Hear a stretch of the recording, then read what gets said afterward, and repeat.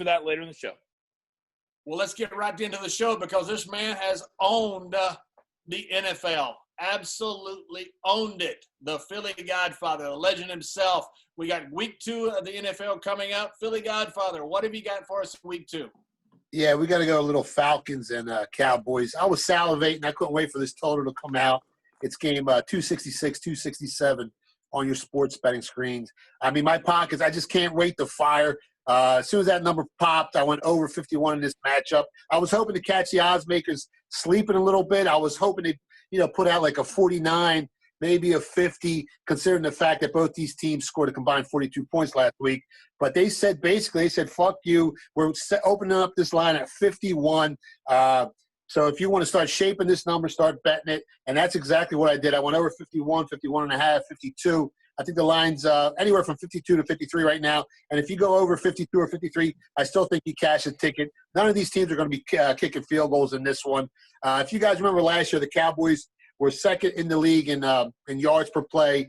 They had the second best offensive line in football, and they were ranked second overall in offensive efficiency. So don't be fooled by the Cowboys only putting up 17 points last week against the Rams because this offense is really stacked. If you just go to the box score last week, in only 24 minutes of possession time, Dallas still managed to put up 380 total yards of offense, had one more first down than the Rams, and averaged 5 yards per rush attempt. I think they had right around 136 rushing yards on the ground. The problem, though, was Mike McCarthy's team wasn't prepared for Sean McVay's game plan. I mean, McVay just came in with a much better game plan. The Rams' play calling on offense took the life out of this Cowboys defense, and they basically controlled the game and the clock for over 35 minutes. And on the defensive side, the pressure LA got on Prescott also created massive problems. I think Aaron Donald, Floyd, and Brockers, they had a combined 3 sacks on the game and 7 QB hits.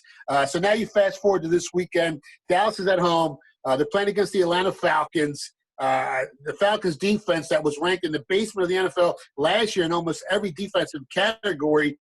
They look like they stick again this year. They start off the season this year by giving up 38 points to the Seahawks in week 1. Russell Wilson averaged almost 8 yards per pass attempt and in only 58 plays called, and they almost put up 40 points in just 58 plays. So this Atlanta defense is horrible. The Cowboys defense, which ain't bad, loses their best linebacker in Van Der Esch, and Sean Lee is still out. So I'm expecting a bunch of points in this one. Then you had the fact that Atlanta's offense put up 506 total yards last week. I just can't see how these two teams don't put up 60 points this week. Both teams are winless.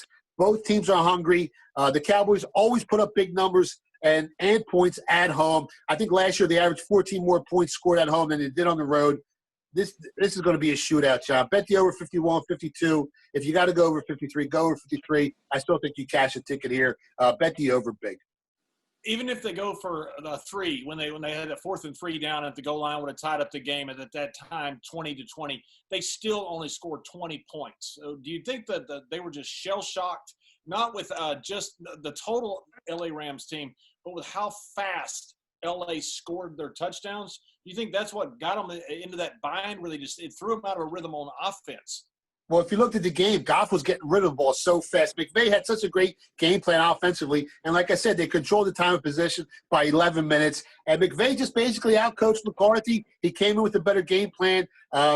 Like I said, though, Dallas still put up 380 yards in just 24 minutes of possession time, but they just couldn't beat the Rams. The Rams came in strong at home. Their defense was tough. That pass rush got to Dak Prescott, and they won the game, man.